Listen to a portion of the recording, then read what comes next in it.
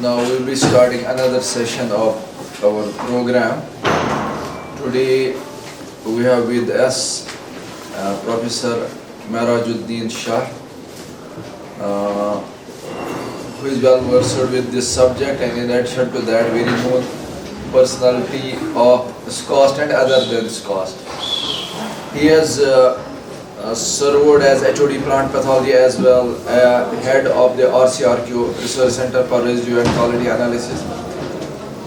And there were the most importantly, he is involved all the important assignments which are at university level.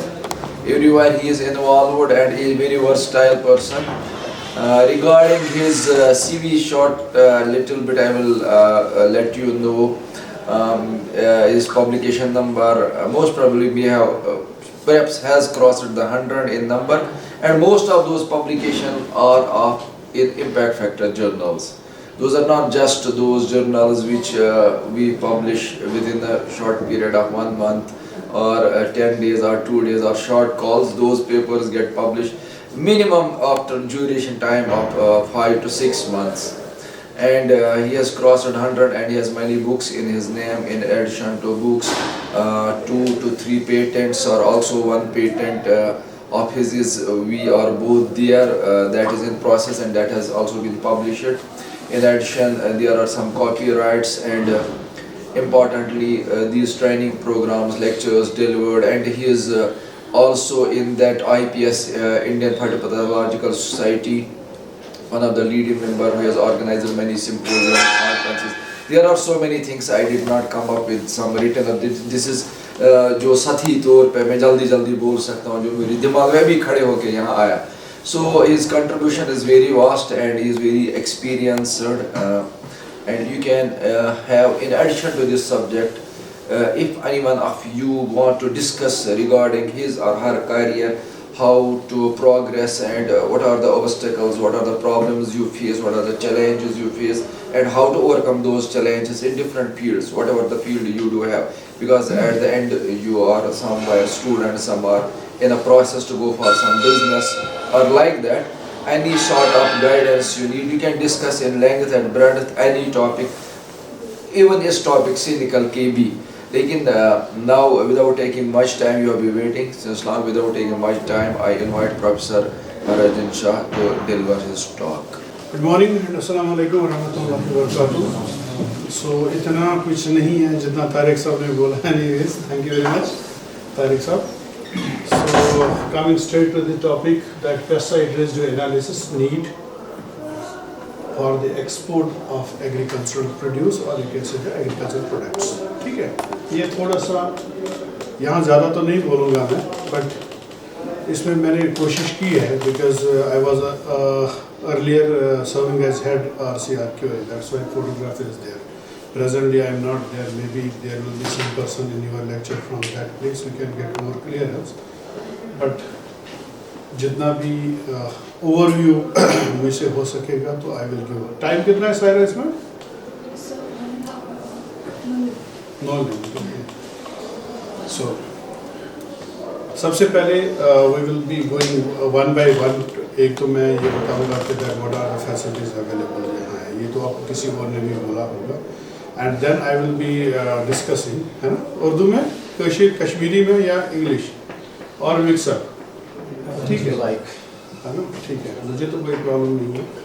तो basically this training is for entrepreneurs, और mostly जो entrepreneurs होते हैं तो उर्दू में ही बेहतर रहता है कि समझते हैं. अब मुझे नहीं पता कि आप लोगों का एजुकेशनल बैकग्राउंड सबका मैक्सिमम तो स्टूडेंट्स से हमारे, बट पूछे आपको मैं नहीं जानता, आप यहीं से हैं? हाँ, multi startup entrepreneur. हाँ, ठीक है. सो उनके लिए क्या रिक्वायरमेंट होगी, यानी फैसिलिटीज़ क्या है, क्या करना चाहिए अगर आप चाहते हैं कि दैट हम अपने प्रोड्यूस को एक्सपोर्ट करना चाहते हैं, व्हाट आर द रिक्वायरमेंट्स. तो हर कंट्री के हिसाब से, हर देश के हिसाब से जो रिक्वायरमेंट्स है वो चेंज होती है. ज़्यादा चेंज नहीं होती, बट उनकी गाइडेंस के हिसाब से आपने प्रोड्यूस भेजना है. It is not like that कि हम कोई भी प्रोड्यूस है, जो पेस्टिसाइड रेजिड्यूज की बात मैं कर रहा हूँ, ठीक है, या जो भी है टॉक्सिन्स की बात करेंगे या कोई और जो हैवी मेटल्स की बात करेंगे, तो ये नहीं है ज़रूरी कि आपने अगर यूएई भेजना है, यूएस भेजना है, कनाडा भेजना है, जर्मनी भेजना है, वन स्टेप एनालिसिस कर दिया और भेज दिया जो एक्सेप्टेबल इंडियन मार्केट के लिए है वही उन मार्केट्स के लिए भी अवेलेबल है। It is not necessary. हर एक कंट्री की अपनी अपनी लेवल है। मे बी जो हमारे लिए इंडियन इंडियन स्टेट्स है या यूटीज़ हैं जहाँ पे यार we can say at the country level जो रिक्वायरमेंट्स है, it is not necessary those requirements are to be fulfilled for the other countries. ठीक है, मे बी यहाँ पे जो परमिसेबल लेवल है पेस्टिसाइड्स की दूसरी कंट्री के लिए वो परमिसेबल नहीं है, तो आपका जो एक्सपोर्ट यहाँ से जाएगा that will be straight way rejected. ठीक है, तो इसलिए before sending any consignment outside the country तो हमने उस कंट्री को जहाँ हमने भेजना है उस कंट्री का क्या रिक्वायरमेंट है that we need to know. ठीक है, तो इसलिए आपको यहाँ दिक्कत मत है, फिर आप उस side I it's fine. Okay, तो वो चीज़ हम देखेंगे। तो सबसे पहले थोड़ा सा ये आइडिया है, जब मैं RCRPO में था research centre for quality analysis and residue analysis, तो I was serving as residue analyst and head of that one of the very good centres in India. I can say that is in top 5 centres in the country. Top 10 की बात नहीं करूँगा, top 5 में वो आ जाएगा। जो उसकी facilities है अगर हम देखेंगे, जो भी आपकी पेस्टिसाइड रेजिड्यू एनालिसिस होती है related to agriculture produce or agriculture product you want to export, ठीक है, और anything you want to export, तो सबसे पहले जब उसकी रेजिड्यू एनालिसिस आपके पास होनी चाहिए, एक्सपोर्ट परमिशन और एक्सपोर्ट सर्टिफिकेशन जब आप करेंगे that should be at least NABL accredited laboratory. So this one is also one of the NABL accredited labs in the country. तो हर स्टेट में ऑलमोस्ट एक दो ही होती है, मोस्टली गवर्नमेंट की होती हैं, तो कुछ प्राइवेट की भी है। ठीक है, तो अगर हम JNK एंड लद्दाख की बात करेंगे तो this is the only lab which is accredited for pesticide residue analysis. Don't get confused, NABL accreditation is for many purposes. ये नहीं है कि हमारी लैब NABL accredited है, कल जाके हम as NABL accredited blood sample भी टेस्ट करेंगे। No doubt we are doing it और we were doing it, may be they might be doing it as well today also, but it is not necessary कि that we are accredited to test the blood samples. जैसे कादरीज lab है या आपका जो लालपत है, they are accredited for such tests. So NABL certification accreditation जो है वो particular equipment की होती है, particular test की होती है। ठीक है, तो इसलिए confusion नहीं, इस confusion में नहीं रहना कि that कादरीज lab is NABL accredited if you'll see there, but that is for a particular test, not randomly for everything. ये चीज़ एक क्लियर होनी चाहिए। तो हम जाके अपना एप्पल का प्रोड्यूस लेंगे और कादरी लैब का ठप्पा लगा के बोलेंगे ये NABL accredited है, इट्स नॉट लाइक दैट। ठीक है, ऐसे ही हमारा जो है ब्लड सैंपल हमारे पास कोई आएगा, हम अपना ठप्पा लगा के उनको सर्टिफाई कर देंगे कि दैट NABL accredited लैब नहीं। ठीक है, दैट्स वन थिंग। तो NABL accreditation is must for certification of, or you can say the certification or testing of the products for certain traits. ठीक है, क्लियर, randomly. अगर कल जाके कोर्ट केस होता है उस प्रोडक्ट पे, then you have to test. अगर NABL accredited लैब है, वो कोई बोलते हैं कि इसमें जी ये चीज़ है, इसमें ए लेवल है, ए प्रेजेंट है, इस लेवल तक प्रेजेंट है। बट अगर दूसरी प्राइवेट कंपनी है या और नॉन NABL accredited लैब है, even it is one of the national labs, ठीक है, say for example, then it will be decided that final report from the NABL lab is final, it is treated to be final, because इसके पास accreditation है, इसका precision है equipment का, इसके procedure का प्रिसीजन है और इसके टेस्टिंग भी प्रिसाइज्ड है। तो that's why NABL accredited lab का टेस्ट हमें क्यों चाहिए, ठीक है, एक्सपोर्ट के लिए। Then another is chemical testing including, जब आप किसी भी NABL accredited लैब के लिए जाते हैं तो sometimes you have less number of pesticides, may be normally जो एक्सपोर्ट के लिए है मोस्ट अभी 285 मैंने लिखे हैं, it is around more than 350 345 है ना पेस्टिसाइड्स का एक्रेडिशन जिस लैब के पास हो, तो बेटर है कि उससे हम एक्रेडिशन कराएं। अब इसमें बहुत सारे फैक्टर्स हैं, इक्विपमेंट होते हैं लेकिन मैन पावर नहीं है, मैन पावर भी है, इक्विपमेंट भी है, बट आपके पास स्टैंडर्डाइज्ड प्रोसीजर्स नहीं है या आपके पास उतना मैन पावर नहीं है, तो कुछ फैक्टर्स होते हैं, otherwise almost it is done. मगर जो आपका प्रोसीजर है, जो स्टैंडर्डाइजेशन ऑफ द प्रोसीजर्स है, those are important. So one of those procedures are standardized for products. So normally जो भी लैब का है 285 या 300 के ऊपर जिनका एक्रेडिटेशन है, because when you will certify your produce, it should be certified for maximum number of pesticides. जब रेजिड्यू की बात करते हैं तो जितने भी ज़्यादा पेस्टिसाइड्स के लिए वो सर्टिफाई हो जाए, इट इज़ फ्री और इसका रेजिड्यू लेवल कम है, तो you will be on safer side. अब कोई लैब है उसमें 50 है, 10 है, 15 है या 100 है, अब 100 का तो आपको सर्टिफिकेशन हो गया है, बट यू डोंट नो उस कंट्री में क्या यही 100 है या more than that. So normally it has been observed on the basis of that how many pesticides are being used in agriculture. So more than 300 pesticides are being used. So normally if you have certification, export certification, it should be for those more than 300 pesticides. Clear? इसमें मत कोई doubt है। Then another is a procedure level. जो procedure level है कहाँ तक वो lab test करती है, ठीक है। जैसे यहाँ की हमारी lab है, it goes to 1 ppt, है ना, parts per trillion। पहले क्या क्या सुना था मैंने तो सुना था जब मैं पढ़ता था ppm, ppt मैंने नहीं सुना था when I was studying after 2007। आज की डेट में ppt है, मे बी इसके बाद कोई और टर्म आ जाएगा जो नैनो में आ जाएगा, नीचे आ जाएगा, ठीक है। It is the minimum level which is traceable, which can be detected. तो it depends upon the procedure, again standardisation of the procedure का, आपका प्रोसीजर कहाँ तक टेस्ट करेगा, देन सोफिस्टिकेशन और प्रोसीजर ऑफ द मशीन कहाँ तक टेस्ट कर पाएगी। Just I will quote one example, simple example मैं करूँगा, हर केस है। जब कोविड हुआ करता था, आज भी है, ठीक है ना, 2019 और 20 में जो कोविड का आउटब्रेक हुआ था, तो प्रिसीजन मीन्स व्हाट, है ना।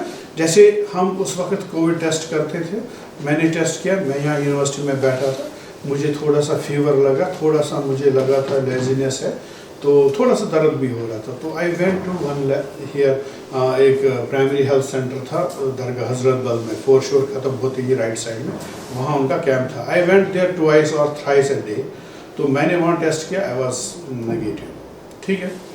सो it was not, because it was all RAT based, that rapid antibody test, ठीक है, it's related to testing, that's why I am giving example. But फिर मैं आया वापस, मैं तो नहीं हूँ positive, everyone is saying me no you are positive, आपके सिम्टम्स है। मैं बोला यार 3 बार टेस्ट किया, 1 बार गलत होगा, 2 बार होगा, 3 बार होगा। Just I was trying to certify my self और सेटिस्फाई माई सेल्फ दैट मैं पॉजिटिव नहीं हूँ। डर भी था ना, लोग मरते थे, ठीक है। मैं गया, आई कैन से हमारे दिन में फंक्शन थी, 3 दिन पहले शादी थी घर में, तो इसलिए अच्छा खासा खाया था। यहाँ पे फंक्शन थी, मुझसे खाया नहीं गया, मैंने कुछ नॉन वेज आइटम उठाए, किसी कलीग साइंटिस्ट को दे दिया, वो भी खाता गया। फिर उसके बाद हमारा वाइवा था, इंटरव्यू था, किसी पैनल का वीसी साहब डायरेक्टर हुआ करते थे, देन डीन थे, अपने ज़की साहब थे शायद, और मैं था और कुछ और। फिर हम एक और पार्टी, वहाँ कुछ खाने पीने की चीज़ें थी, मैंने उठा के फिर एक बंदे को दे दी। तो इंटरव्यू करके शाम को जब मैं घर गया तो देन मुझे एक दावत थी, तो ज़बरदस्ती ले गए, बोले हम नहीं आए, आपको आना ही आना है। तो मैं रात को 10 बजे दावत पे गया, वहाँ कोई डॉक्टर मेरे साथ खा रहा था, तो मैंने बोला यार मैं तो बहुत दिनों से खा रहा हूँ, दिन में भी खा रहा हूँ, आप एक करो, ये पूरा पैक करो। मैं उसके लिफाफे में डालता गया, वो भी खुश हो गया कि ले रहा हूँ फ्री गिफ्ट, ठीक है। Then at 11 o'clock evening when I reached home, my mother was sick, ठीक है, बहुत बीमार थी।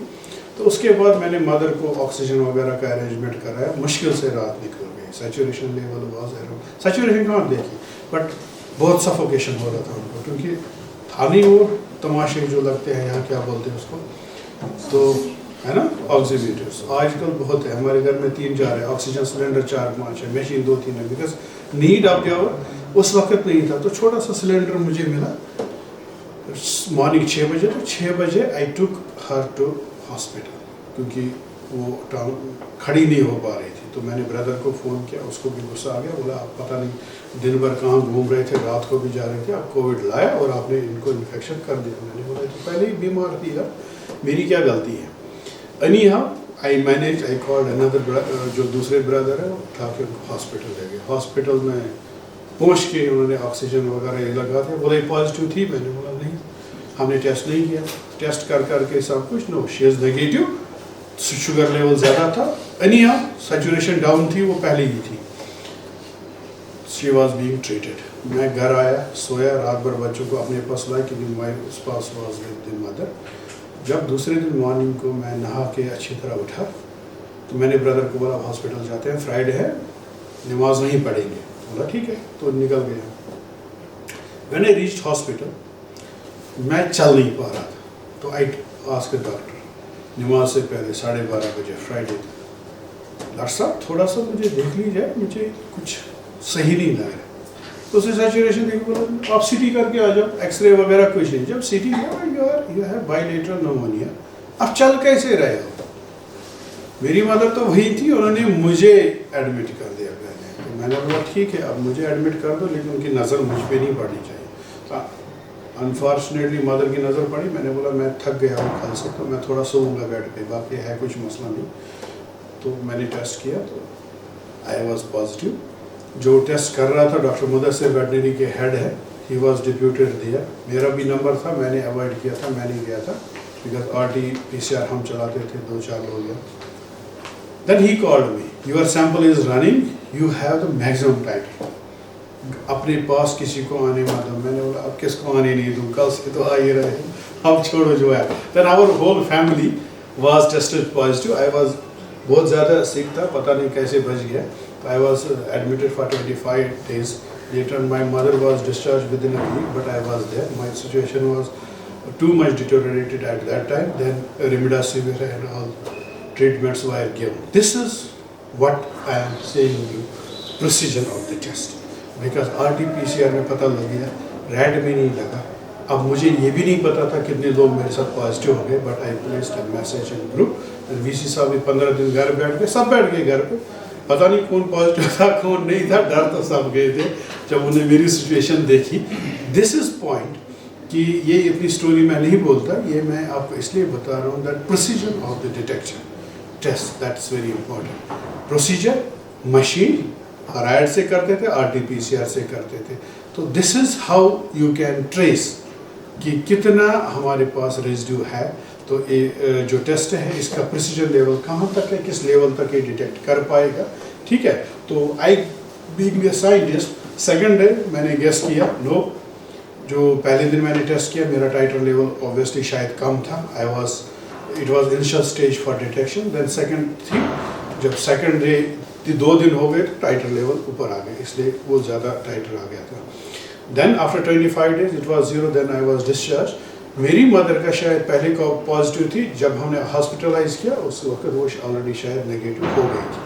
तो बट वो शी वाज नॉट डिटेक्टेड। मेरे बच्चे भी डिटेक्ट नहीं हुए जो मेरे साथ सोए थे रात भर, मेरी बेटी मेरे पेट में सोई थी, ठीक है। Even she was negative, but पता नहीं लगता, बच्चों में नहीं पता लगता था बिकॉज हम 3-4 ही घर में थे। तो this is, but testing level जो है वो एक्यूरेट होनी चाहिए, हाई लेवल होनी चाहिए, ऐसे मशीन से होनी चाहिए जो प्रिसाइज है। वन और example I will quote you, few days back हमारी एक बच्ची थी, she went to hospital doctor के पास, they recommended one test for thyroid और something. When she did it in the hospital, they told her वो आपका थायराइड लेवल तो बहुत ज़्यादा है, तो डॉक्टर ने रिकमेंड की मेडिसिन। शी कॉल्ड मी, और वो मुझे ऐसा है, मैंने बोला नहीं कुछ थायराइड नहीं है, don't take medicine, tell her that straight way I will cross check. जी वो गई यहाँ लालपेट वालों ने उसी वक्त सैंपल लिया विद इन 1 hour। रात भर तो चेंज हो सकता था। After 1 hour then what happened कि 1 घंटे के बाद जब शाम को 4 बजे उसको टेस्ट आ गया, दैट वाज नॉर्मल, ठीक है। सो मशीन जो यूज़ होती है टेस्टिंग के लिए उसका मैटर बहुत करता है, दैट्स इम्पॉर्टेंट। तो ऐसे ही आपका रिजल्ट जो है as soon as when you want to export your produce, so your produce should be exported as early as possible. बहुत सारे प्रोडक्ट्स होते हैं जो पेरिशेबल होते हैं। Take example of mushrooms, take example of vegetables, take example of the products, cherry है, grape है ना, तो ये बहुत पेरिशेबल है, इनको बहुत फास्ट होना चाहिए, दैट्स व्हाई। तभी अदरवाइज अगर 1 महीना आपका लाइन में आ गया, जैसे GI टैग के लिए कल मैं FM में सुन रहा था, तो लोग जब पश्मीना GI टैग के लिए डालते हैं तो 2 महीने, उनको बोलते 2 महीने के बाद आ जाओ भाई, आफ्टर 2 months। अब 2 महीने तो वेजिटेबल के लिए एक्सपोर्ट के लिए वेट नहीं करोगे, ठीक है, तो एक्सपोर्ट के लिए रहेगा नहीं कुछ। तो that's why as much as possible it should be within several days का टेस्टिंग होना चाहिए फ्रॉम डेट ऑफ सबमिशन। तो MRL एंड वेटिंग पीरियड जो है, and then PHI, that's post harvest interval जो है, that should be compliance, there should be a compliance between them। मतलब क्या है इसका कि MRL लेवल जो है, minimum permissible level of the pesticides जो है, और जो आपका वेटिंग पीरियड है, waiting period of the pesticides, it should be known. ये कैसे होगा डिसाइड? जब आप टेस्टिंग करेंगे। से फॉर एग्जांपल अगर मैं टेस्ट करता हूँ, हमें एप्पल का कौन सा आप एक्सपोर्ट करते हैं या कर रहे हैं, किसके साथ आप वाबस्ता हैं? हाँ, we are into horticultural products like apple, walnut, cherry. Fine. अब एप्पल इनको एक्सपोर्ट करना है भाई साहब को, इनके पास एप्पल है। अब एप्पल का है, से फॉर एग्जांपल कोई पेस्टिसाइड है x, I will not name, x product है, इसका वेटिंग पीरियड जो है, waiting period means residue level कहाँ तक रहता है। से इन्होंने एक पेस्टिसाइड फेंका है जिसका पेस्टिसाइड का नाम है एक्स हमने लगा दिया है, 2 महीने के लिए इसका रेजिड्यू रहता है। तो क्या हम इस पेस्टिसाइड को स्प्रे करेंगे हार्वेस्टिंग से पहले 15 दिन? Is it possible? No, we should avoid, because इसका 2 महीने है। तो ये जो 2 महीने का पीरियड है, जब तक इसका रेजिड्यू खत्म हो जाएगा, so it is called waiting period. Clear है ना? पता लग जाना चाहिए।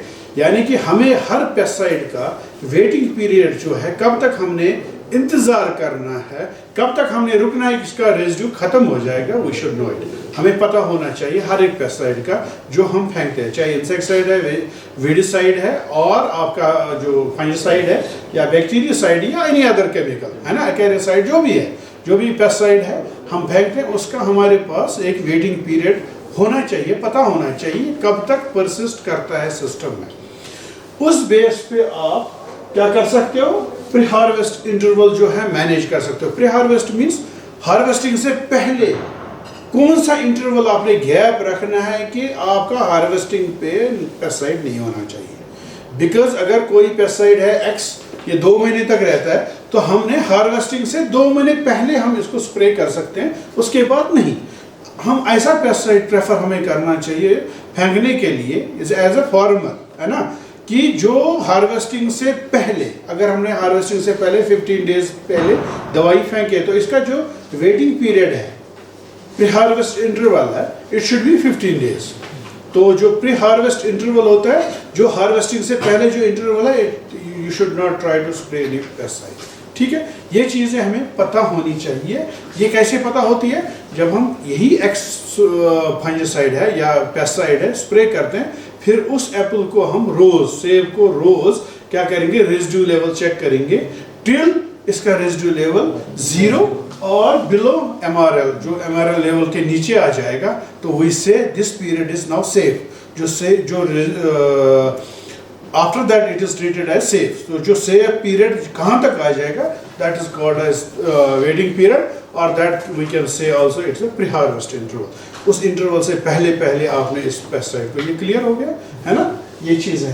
देन अनदर इज द, वो छोड़ दीजिए, ऑनलाइन प्लेटफॉर्म से क्या होता है कि आपने सैंपल कर दिया, then you should have access to having a report online. क्यों जाना फिर वहाँ पे, है ना, आपने तो जाना नहीं है, सर पे उठा के तो लाना नहीं है, देखें।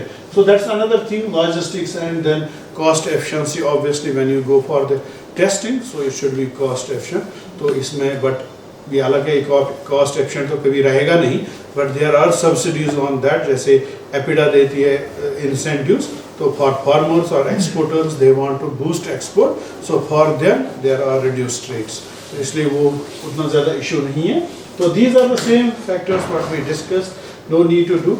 देन अनदर इज कि दैट क्या क्या फैसिलिटीज हम इस लैब से कर सकते हैं। से अगर आप में से कोई ये lab, because NABL accredited lab is not like a lab जो कोई बना नहीं सकता एज एंटरप्रेन्योर। अगर आपने फार्मर्स में है, अभी आप देख लीजिए कितने कोऑपरेटिव्स बने, बहुत सारे बने हैं, आजकल तो सब FPOs बनाते हैं। अब FPO जैसे बनाते हैं, कोई भी बंदा है या सब FPO मिला के एक लैब बना सकते हैं, उसको एक्रेडिट कर सकते हैं, subject to condition, there is no this, आपको कोई नहीं रोकता है वो चीज़ करने के लिए, no one is going to stop you.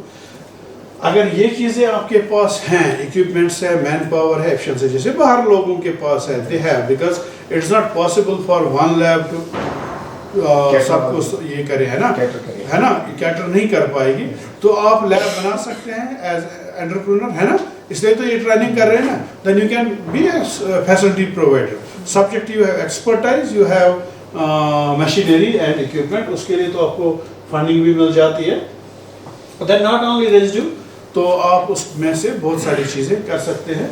तो बैटरीज की I will come on this side, तो उसमें क्या क्या ठीक है, जैसे कुछ चीज़ें हम करते हैं। देन वी हैव ये भी LCMS का है। देन दिस वन GC है, यस, एंड ये वाला शायद है ना, ये हैवी मेटल्स के लिए है। तो बाकी HPLC है, ये HPLC है, ठीक है। तो इक्विपमेंट वहाँ बहुत सारे हैं, ये मशीन्स होनी चाहिए अगर हमने रेजिड्यू करना है। At least we should have 2-3 equipments. One normally we don't need HPLC, but होगा तो ये लोअर कॉस्ट ही माना जाता है।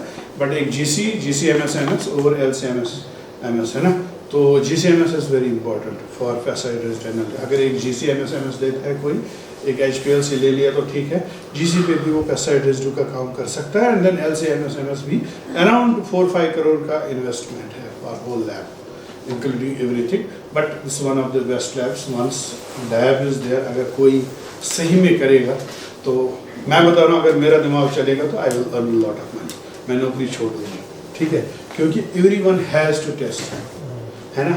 आपका जो पेस्टिसाइड्स जितनी भी कंपनीज हैं, until and unless they will not go for the residue analysis, they cannot register a product with जो ये पेस्टिसाइड रेजिड्यू रजिस्ट्रेशन कमिटीज़ है CIBRC, तब तक वो मार्केट भी नहीं कर सकते।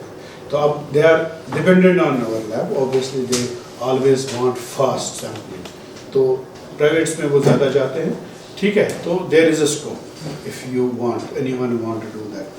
So that's one thing. Second thing is the person who are expertise in that, I don't think that there is dearth of jobs for them. Don't look for government jobs. ठीक है, government में मैं जाऊंगा, post will be for the tailoring. They will not think that Dr. Mehraj is fit for professor.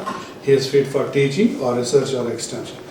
वहाँ post tailoring है तो मैंने tailoring ही करना है, ठीक है। तो don't look. Either you have to leave your expertise, you have to switch according to need of the government.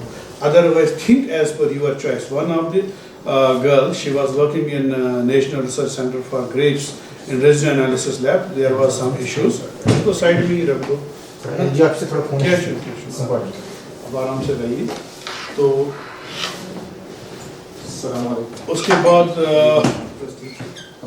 once she completed PhD, she is now doing postdoc. Yesterday, I don't know whether she will be having some lecture. उसका हुआ final?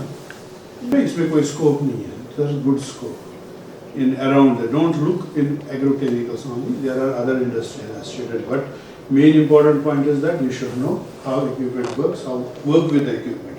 That's why you should concentrate on the working. If today you will not concentrate and you will not learn how to run a machine equipment, then there is no fun of doing that. ठीक है? So then there is no difference between you and others. ना ये है, but we cannot export it because there are some problems associated with that like mycotoxins. ऐसे ही जो पाकिस्तान में chilli है वो यहाँ नहीं बेच सकते थे, पहले भेजा था बाद में बैन हो गया, ठीक है, because of the mycotoxins. Then you have heavy metals in water, जैसे trout है, trout कितना अच्छा है, तो we are कितना हम यहाँ 500 रुपये kg खरीदते हैं, अगर साइज का बड़ा है तो it goes to 800, है ना।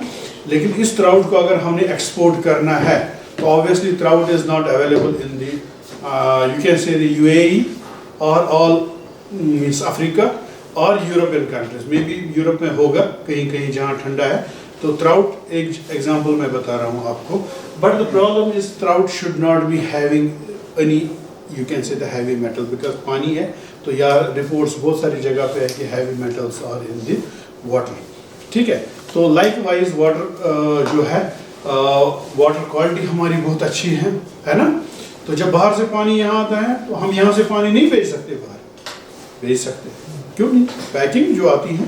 But the problem is that you have to see whether इसमें हैवी मेटल्स मत है, सॉइल में हैवी मेटल्स मत है, तो वो डिटेक्शन भी उसमें हो जाती है। So जो what other factors do we need to export trout fish from Kashmir to Dubai? I have a daily order of 200 kg from there right now. सी कोई भी आप प्रोड्यूस कहीं भी कंट्री में भेजो, आपने टेस्टिंग करनी है। इसमें पेस्टिसाइड रेजिड्यू मत है। Normally pesticide residue directly fish में नहीं आएगा। क्यों नहीं आएगा? डायरेक्टली नहीं आएगा बिकॉज फिश को हम पेस्टिसाइड नहीं फेंकेंगे। but you have to look for the antibiotic resistance or antibiotic residues, that's also pesticide, है ना?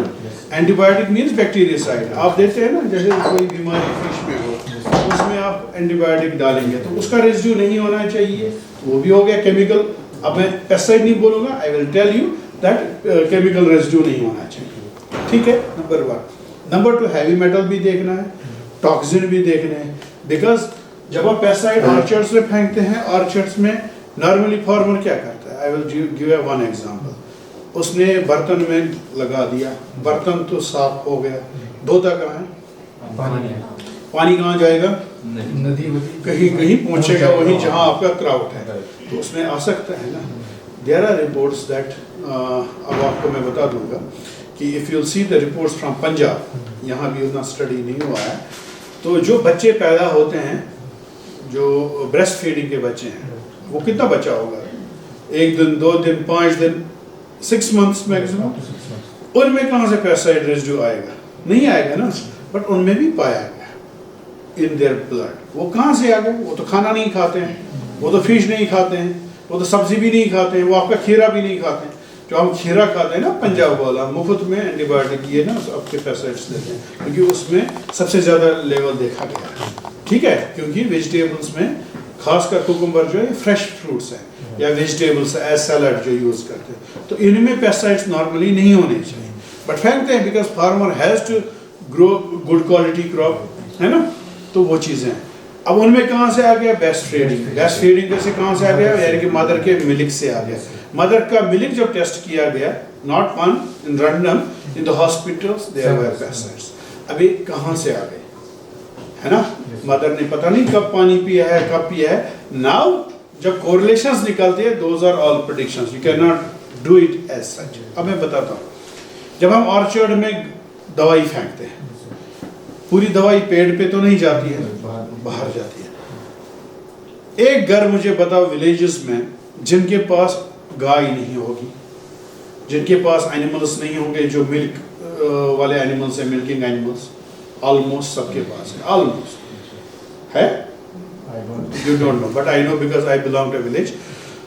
ऑलमोस्ट जितने भी गाँव के लोग हैं, समर में दे टेक, और जो फ्रूट खरीदने वाले हैं दे टेक कॉन्ट्रैक्ट फ्रूट, लेकिन जो घर वाले हैं they take contract of the fodder. 5,000 4,000 to 5,000 पर कनाल वो घास लेते हैं साल का. अगर जो फार्मर है वो घास काटने के पैसे देता है, वो लोग उसमें खाद डालते हैं घास उगाने का, because they need fodder for their animal.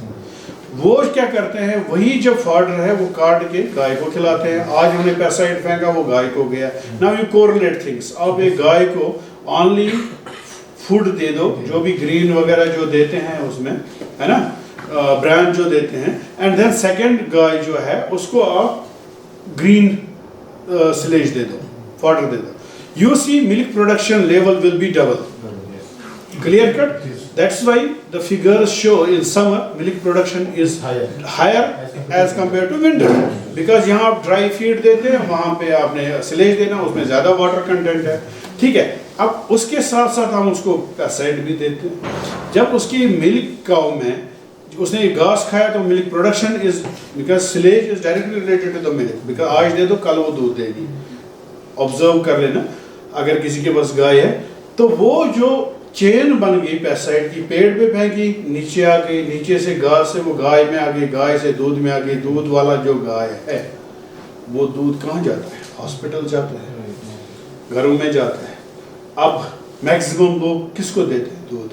अगर मेरे घर में होगा, अगर मैं अपनी मदर को या वाइफ को बोलूँगा मुझे दूध दो, बोले चुपचाप बैठो, बच्चों को देना, तो we give it to the young people, children, है ना. मदर को भी देते हैं जब उसके पास मीन्स बच्चे की उम्मीद होती है, यू कैन से she is expecting means child, तो उसको भी फीड अच्छा खासा मिलता है, प्रोटीन मिलता है, आयरन मिलता है, सब चीज़ें मिलती है, तो उसको फूड आइटम्स भी अच्छे खासे मिलते हैं. प्रायोरिटी होती है, तब तक बहू को दे या ना दे, लेकिन उस टाइम उसको अच्छा खासा देते हैं. ठीक है. अब उस लेवल से वो आया होगा. These are the predictions, discussion how this comes into the mother, जब वो बच्चे को बर्थ देती है तो जब मिल्किंग होती है तो उस मिल्क में भी पेस्टिसाइड्स पाए गए जो बच्चों तक गए। सो दिस इज व्हाट यू से फूड चेन, चेन जो बनती है, ठीक है ना, वेब या चेन जो भी है आपका, तो उसमें ये चीजें आने के चांसेस होते हैं। तो that's why what I am saying you, I am taking you back to your question that trout का आपके पास ऑर्डर है, लेकिन ट्राउट में ये चीजें देखनी है ये इनडायरेक्टली कहाँ से आ गई, आ सकती है, I am not sure that होगी, but you need to test, because यहाँ से आप ट्राउट भेजेंगे यूए में रिजेक्ट हो, उससे अच्छा है कि go for testing and then send. Now you tell me, saffron यहाँ से एक्सपोर्ट होता है, टेस्ट करते हैं, सब करते हैं, they go for the testing, otherwise they will return your produce, ठीक है।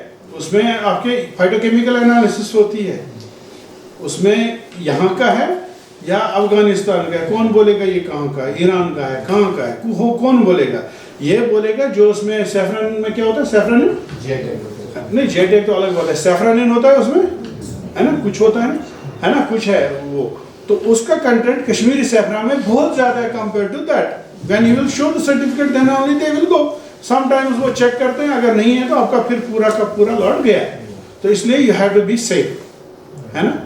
तो मेरे पास एक बंदा है जम्मू से, he was bringing chandler walnut essential from outside countries, यहाँ फिर वो तोड़ के पैकिंग करके चंडर बाहर भेजता था। जब वो पकड़ा गया एक बार, उनको करोड़ों का फाइन बैठ रहा है, अभी दिल्ली में केस चल रहा है, now they are going to supreme court क्योंकि they are not able to defend their case. I also help with them because they are from Kashmir, तो हमारी इंडस्ट्री है, we should safeguard it. But ultimately point क्या हुआ, बोला चैंडर कश्मीर में है नहीं, आप इतने क्विंटल चैंडर भेज रहे हो, ला कहाँ से रहे हो। नाउ ही डिफेंडेड दैट मैं चैंडर खरीद के ला रहा हूँ, यहाँ शेलिंग करता हूँ, डिशेलिंग करता हूँ, then what I do, I go for the export. अब उसको उन्होंने क्या किया है, बंदा है वो तेज है ना, तो आई कोरिलेट दैट मेरी तरह तेज है, कभी कभी दिमाग चलता है ना, उसने इसकी पूरी डिटेल निकाली, क्योंकि एक्सपोर्ट इंपोर्ट में सब निकलता है, उसने देखा इसने इंपोर्ट कितना किया और एक्सपोर्ट कितना किया। अब जब इंपोर्ट कर रहा है 1 kg, he can go for the import of 300 gram, because वो डिशेलिंग करेगा ना, वो निकालेगा ना उसमें से, वो तो एक्चुअल गोइसोजन है ना, तो उसने क्या किया है, जितना उसने इंपोर्ट किया उससे 8 गुना ज्यादा उसने एक्सपोर्ट कर दिया। आया कहाँ से, मिक्स किया ना अपना। तो this is what why you need certification, है ना। तो हर जगह पे आज के डेट में हमारे वीसी साहब भी बोलते हैं कि data matters, until and unless you don't have your data, ठीक है ना, to you can say increase the export level, or you can say for the encouraging the exports, तो वो फैसिलिटीज करते हैं so that the rates for the export will be very less for testing, ठीक है। तो these are things, some things जो मैं try करूँगा। you know, then rushing to clear the concept. नहीं, yes, I don't have problem because मुझे तो ये नहीं है कि मैं पढ़ के आया मैंने खत्म करना है। I am discussing of my own also, and then these are just I correlated these things what you need, क्या करना चाहिए अगर आपको really export करना है, क्या होना चाहिए। बीच बीच में थोड़ा उन बच्चों को भी मैं बोलता हूँ कि that what they should think of their future। ऐसा बोलेंगे कि हम शायद ट्रेनिंग में फंस गए, मुझे नहीं पता इनको कितना, इन्होंने तो ये सब पढ़ा होगा मुझे लग रहा है, they are expert than me, तो but it's a concept and then how you should think of yourself, वो मैं बीच में आप लोगों को भी बोलता हूँ। तो एक ही पॉइंट में यहाँ बोलूँगा, I will tell you one thing that when जहाँ आप थक गए हैं, एक सैचुरेशन लेवल होती है ना, उसके बाद इंसान डाइजेस्ट नहीं कर पाता है। तो क्योंकि मैं भी देखता था, when I was a student, मैं टीचर को बोलता सर हो गया बस, आप छोड़ दीजिए, कल पढ़ा दीजिए, ठीक है। तो वो एक लेवल होता है, यू कैन नॉट फोर्स किसी भी बॉडी पार्ट को, जैसे दिमाग है इसको हम ज़बरदस्ती फोर्स नहीं कर सकते, आपने आप समझो मेरी बात। जहाँ होगा just tell me stop, then if they get some other slot, ठीक है, आई विल कम नहीं ये स्लॉट चलो ठीक है, जितना भी है। अब ये पहले जो कंसेप्ट था that was important, almost everything will be around that, है ना। कुछ पार्ट उनके लिए इम्पोर्टेंट है, वो शायद आपके लिए इम्पोर्टेंट नहीं होगा, तो सबके लिए मैंने ट्राई किया है। तो सबसे पहले ये है, ये मैंने इसमें लिखा था introduction, colour coding of different pesticides वगैरह रेगुलेशंस हैं, ये क्या क्या कंटेंट्स रहेंगे, ये तो ज़रूरी नहीं है, one can see it one by one. मुझे एक चीज़ें पढ़ाने में मुझे मज़ा आता है, कोई भी सब्जेक्ट करते हैं, ठीक है, तो कुछ हम पढ़ाएंगे, कुछ रह जाएगा, कुछ आप अंडरस्टैंड करेंगे, कुछ आप अंडरस्टैंड नहीं कर पाएंगे, कुछ आप अंडरस्टैंड नहीं करना चाहते। तो ये सब मिक्सअप ही होता है, तो इसलिए अगर 100% देने की कोशिश करेंगे, कम से कम 20-25% भी आपको अगर फ़ायदा आ गया, that's enough for a teacher.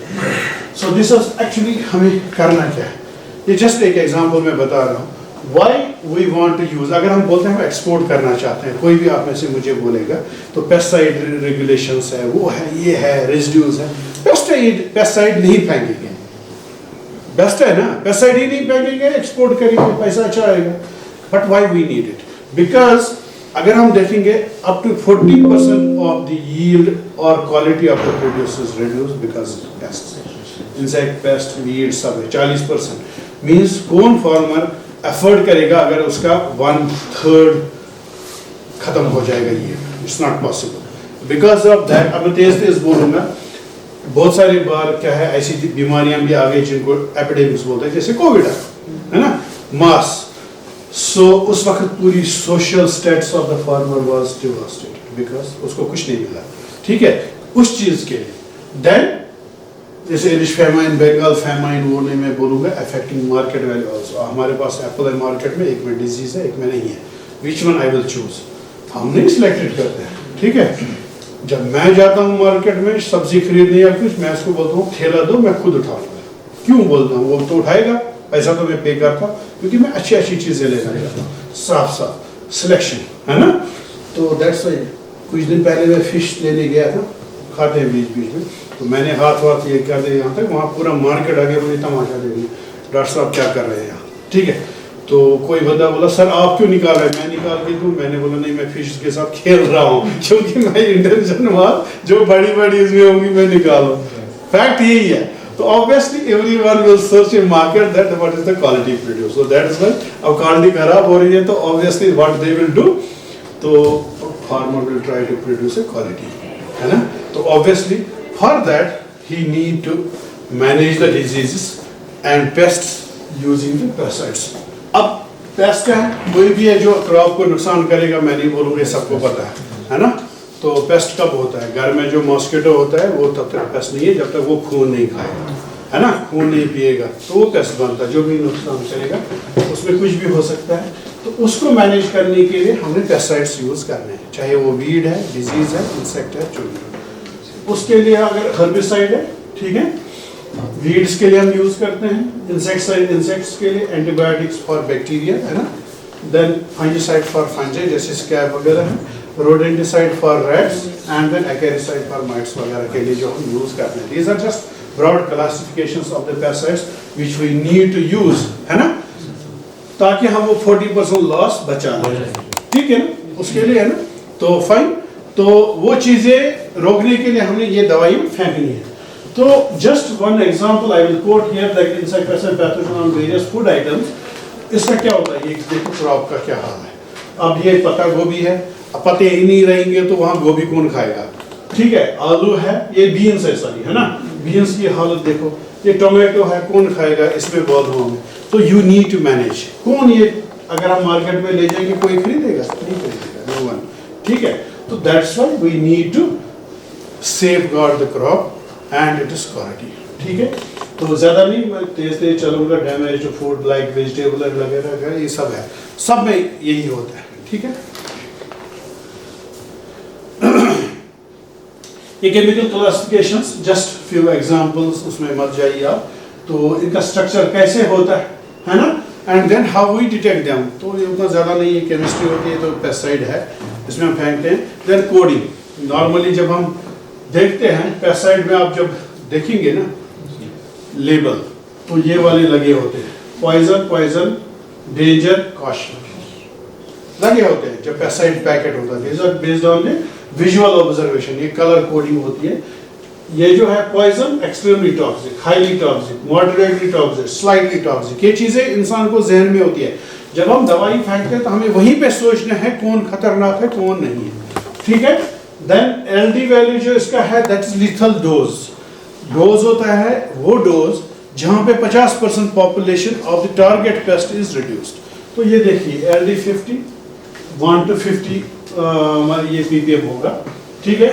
51 to 500, 500 to 5000, more than 5000 LD value means ये इसका जो है इट इज स्लाइटली टॉक्सिक। तो इसका हम डोजेज रेट कर सकते हैं ज़्यादा, है ना, लेकिन जो डेंजरस है थोड़ा भी खाया तो सडन खत्म, ठीक है। तो इसलिए ये क्लासिफिकेशन हो गया है, monocrotophos, zinc phosphate, ethyl mercury chloride estate वगैरह जो है पेस्टिसाइड्स हैं, ये इस क्लासिफिकेशन में आ जाती हैं। तो इन पेस्टिसाइड्स के लिए normally we should avoid to use them, ऐसे पेस्टिसाइड्स यूज नहीं करने चाहिए। एंडोसल्फान, कार्बोरिल, या ना, क्यूनोलफॉस, मैलाथियन, थायरम, ग्लाइफोसेट वीडसेट, मैंगोसेट। तो नॉर्मली अगर आप देखेंगे ये वाले लोग यूज करते हैं to some extent this also, ठीक है।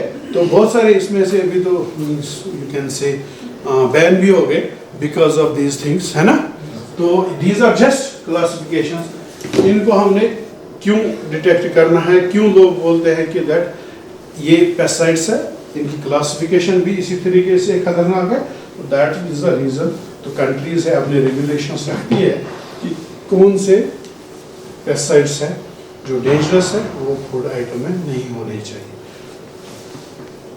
अब क्यों करना है, क्यों बनाया लोगों ने, कि मैं अपने रूल्स तो खुद नहीं बना सकता ना, because I have been forced to do so, because जो SPS मेजर्स हो गए, that is sanitary and phytosanitary measures, जो वर्ल्ड ट्रेड ऑर्गेनाइजेशन ने एक वर्ल्ड ट्रेड किया है, ऑर्गेनाइजेशन में एक MOU हुआ कंट्रीज में कि that anyone can produce anywhere in the country and they can sell in the world, ये एक MOU बना है।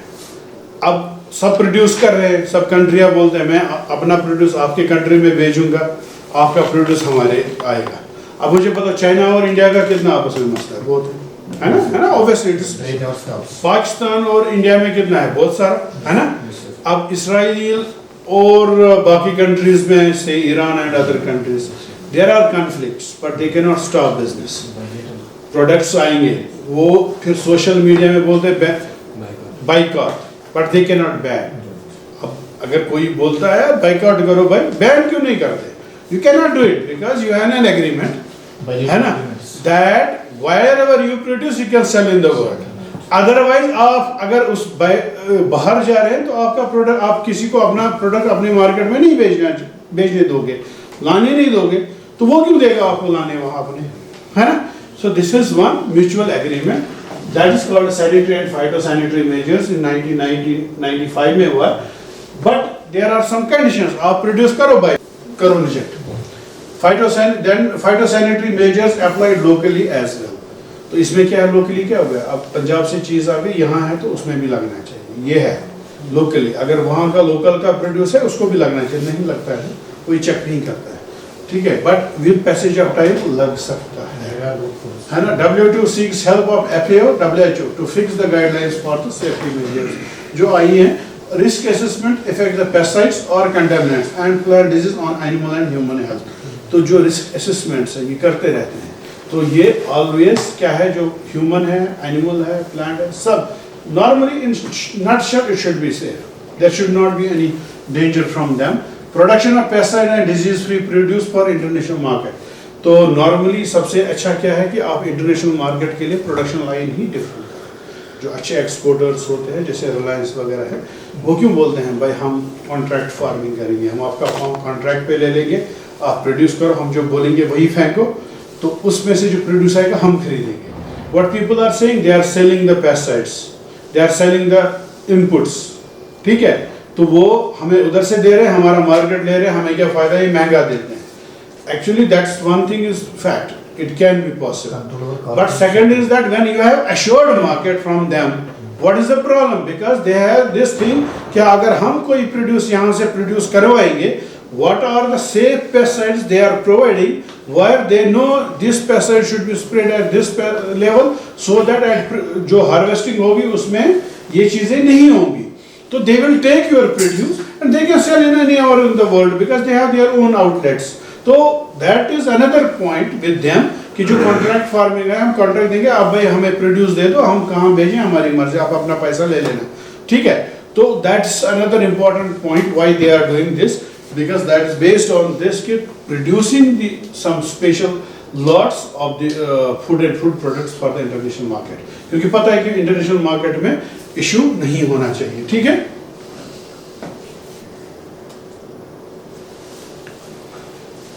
Yes, this is actually fruit, vegetables, spice, food and food products, whatever जो है.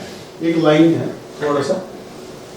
आपने सर्टिफिकेशन कर दी NABL लैब से for pesticide residue analysis. It should be free from the pesticide, more than 300 pesticides, including insecticides, fungicides, herbicides, acaricides, etc. Antibiotics, heavy metals, antibiotics, toxin and aflatoxin जो वहाँ लिखा. एक बार हमने सर्टिफिकेशन करा दिया, it is free from that. Then based on certification किसकी करनी है? NABL accreditation जो लैब की होगी.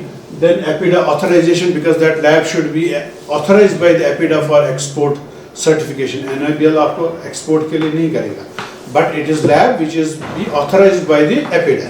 तो EPIDA का है जो है वो Ministry of Export and Industries का है. Then certification for EIC का है ना? तो EIC की सर्टिफिकेशन होगी. इंटीग्रेशन अगर कभी कभी क्या होता है FSI एंड NABL का होता है एक्रेडिटेशन, अगर वो भी होगा, once based on that it is certified, it is free, then you can export it to different countries based on their MRL and other guidelines. Guidelines उनकी ही follow करनी है, not where you are doing certification. ठीक, हाँ नहीं, यहाँ से आप certification तो करेंगे, ये आपको सर्टिफाई करेगा कि that इस लॉट में पेस्टिसाइड मीन्स आपका प्रोडक्ट एप्पल है, इसमें X, ठीक है, और you can say the X, you can say the pesticide है, लेवल ऑफ मीन्स इतना पेस्टिसाइड है, X का इतना लेवल है, ठीक है. अब उन्हें बोला नाउ यू हैव टू सी, अगर मुझे इस लॉट में इतना, क्या करोगे, फेंकोगे तो नहीं, है ना. Now you will see where this fits in the map, है ना, supermarket, in which country it goes, means ये कहाँ परमिसिबल है, इस लेवल का किस कंट्री में जाएगा. से मैं फॉर एग्जांपल बताऊंगा कि एप्पल में है मैंकोजिब आ गया, मैंकोजिब का है से 5 ppm और 5 जो है PPT लेवल है, मैं 5 ppm एग्जांपल बता देता हूँ. 5 ppm इसमें है. अब मैं देख रहा हूँ कि अमेरिका तो मैं भेज नहीं सकता 5 ppm क्योंकि हाई लेवल है, तो अमेरिका का इसमें रिजेक्ट हो गया, अमेरिका नहीं जाएगा. हाँ, यूरोप में है, कितना है उसमें 5 है, तो 5 भेज सकता हूँ. अब मैं UAE में देख रहा हूँ, वहाँ 4 है, तो सॉरी वहाँ 6 है, तो I will, it is safe for me, I will send it to UAE, because ये हायर साइड है ना.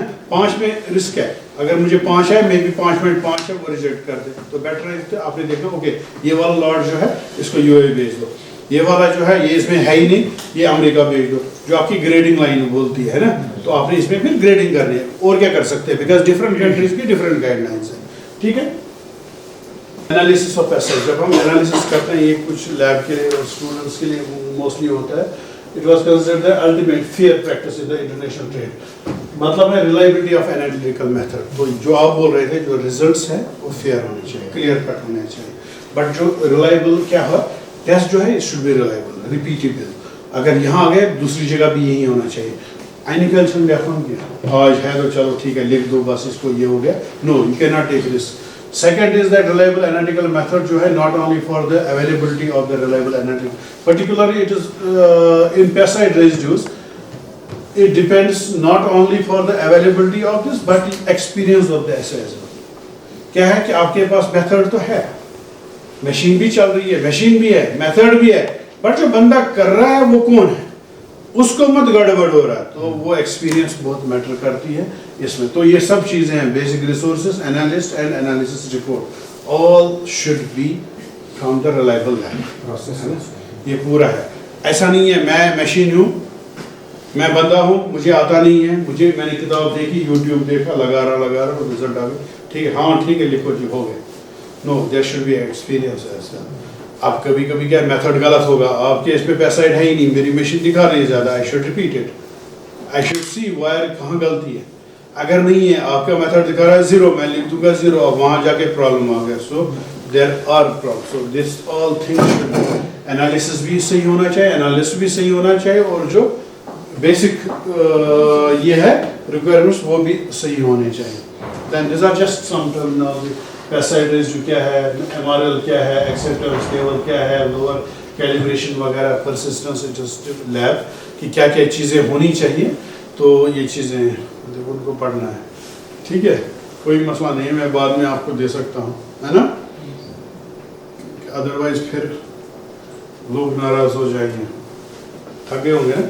कितना टाइम हो, 80 है, हर एक कंट्री का अपना. Some countries use international MRLs, codex का जो है है ना, to define the residual limit. It was established by FAO, है ना, कोडेक्स का है of the UN and WHO. And then Codex India is the national codex contact point for India. हर एक का अपना अपना contact point होता है. Codex जो है most of the countries follow that, but European का अपना है. ठीक है, यूरोपियन का थोड़ा सा डिवेटेड होता है और MRN लेवल में फर्क होता है, बट मोस्टली जो है कोडेक्स वाले ही सब करते हैं.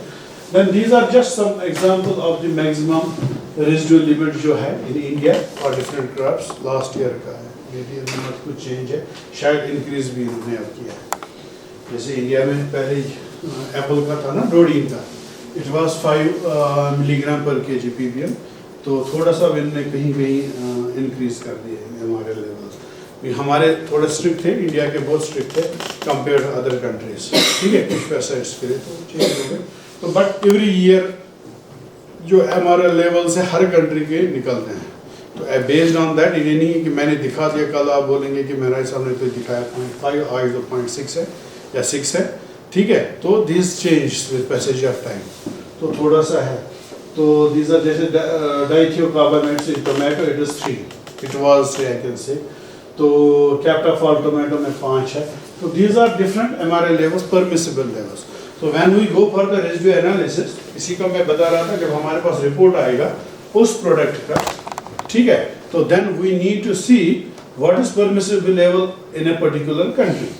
अगर इंडिया में 5 है एप्पल में, डोडीन में, यूरोप में 4 है, US में 6 है, जहां हमारा प्रोडक्ट फिट होता है उस कंट्री में बेच सकते हैं. ठीक, तो उस लेवल पे हम कर सकते हैं.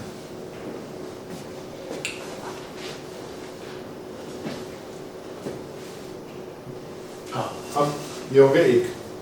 ठीक है, बेसिक्स भी हो गया, देन आपका फैसिलिटीज भी होगी, देन प्रोसीजर क्या है ना, कहाँ सर्टिफिकेशन करना चाहिए, then MRL levels of different countries भी हो गया. तो आप थोड़ा सा आप लोगों के लिए how we do it practically, है ना. तो सैंपल हमने लाया, है ना, सैंपल को प्रिपेयर किया, फ्रेशिंग वगैरह जो भी करना है, सैंपल एनालिसिस की, मशीन पे लगा दिया, and data evaluation and reporting. जो पॉइंट मैंने आपको बोला, 3 चीज़ें मैटर करती हैं. एनालिसिस मेथड, रिसोर्सेस क्या है, देन एनालिस्ट कैसा है जो करने वाला है, एंड डेटा एनालिसिस कैसे करता है ना, एनालिसिस. तो ये चीज़ें सब इसमें. ठीक है, तो ठीक है. अब स्मॉल एंड लाइट प्रोड्यूस जहाँ होता है, बेरीज वगैरह जो है ना, जस्ट यहाँ पे एग्जांपल्स है, ज़्यादा नहीं पढ़ूंगा मैं. तो उसमें एक लिमिट है, minimum quantity of the sample. अब जस्ट एक एग्जांपल में कोड करूंगा. मैंने सैंपल करना है सैफरन.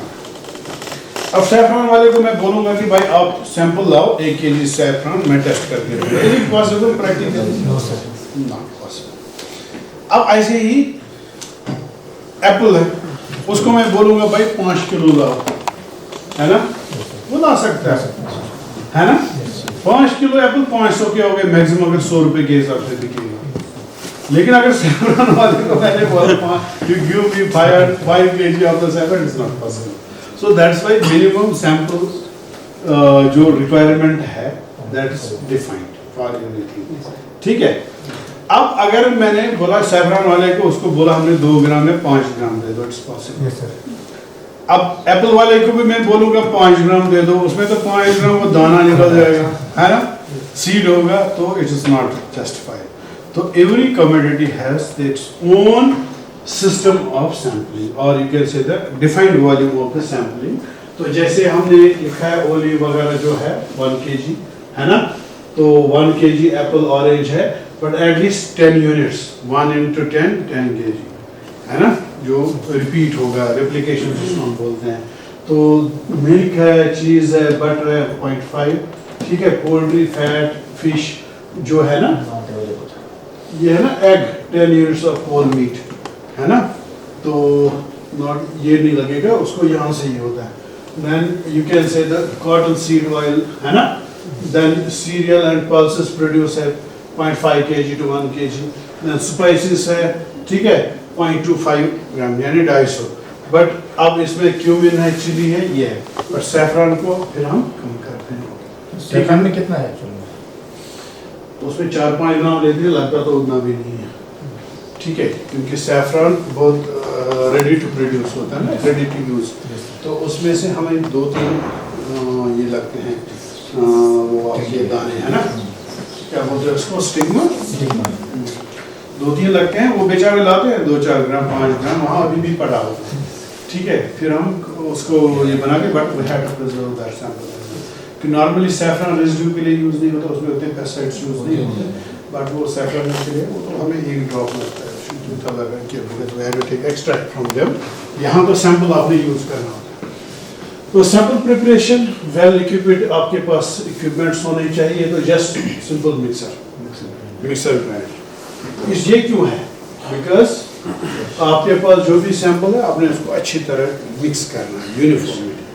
अब कभी कभी क्या होता है कि एक फ्रूट पे ज़्यादा रेजिड्यू होगा, कहीं पे नहीं होगा, मिक्स हो गया, है ना, सो दैट्स वाई ये क्यों है कि डिफरेंट लोकेशन से आप ले रहे हैं, बल्क में ले रहे हैं, जब आप मिक्स करेंगे तो इसमें से सैंपल, हाउ मच गेस कितना सैंपल लगता होगा आपके बगैर? अगर हमने 10 kg का एप्पल लाया, कितना सैंपल यूज होता होगा? एक मैं क्रश तो हम 10 के 10 kg करते हैं, तो कितना लगता होगा? 250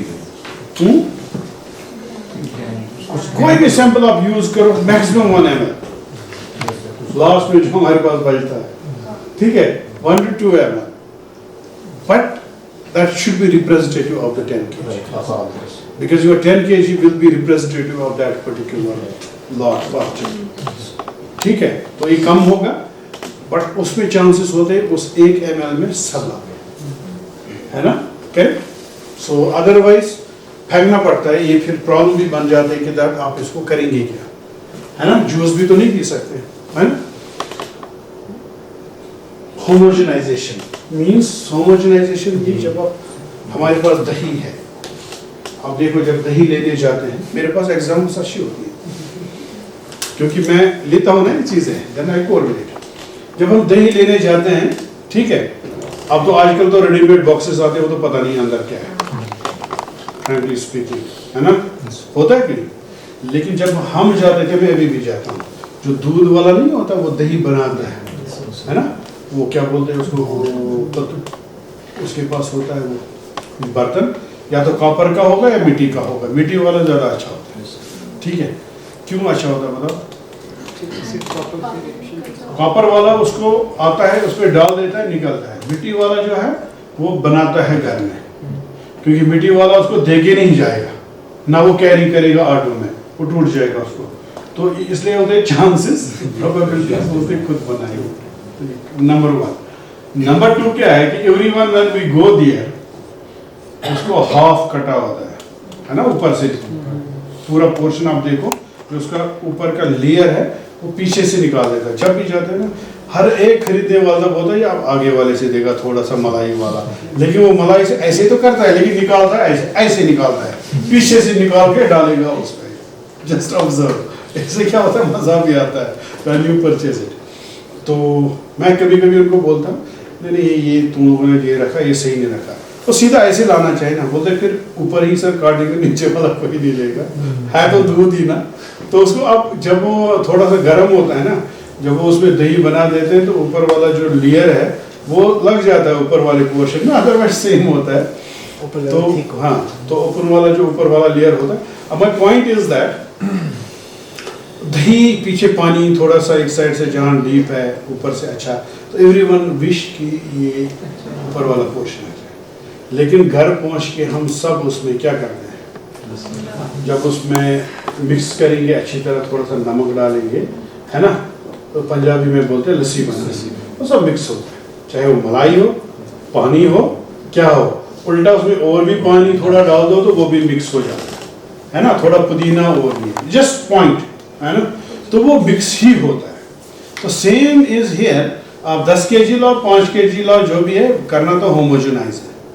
तो जो वो 1 ml है, that is the mixture, homogenized sample of that whole lot.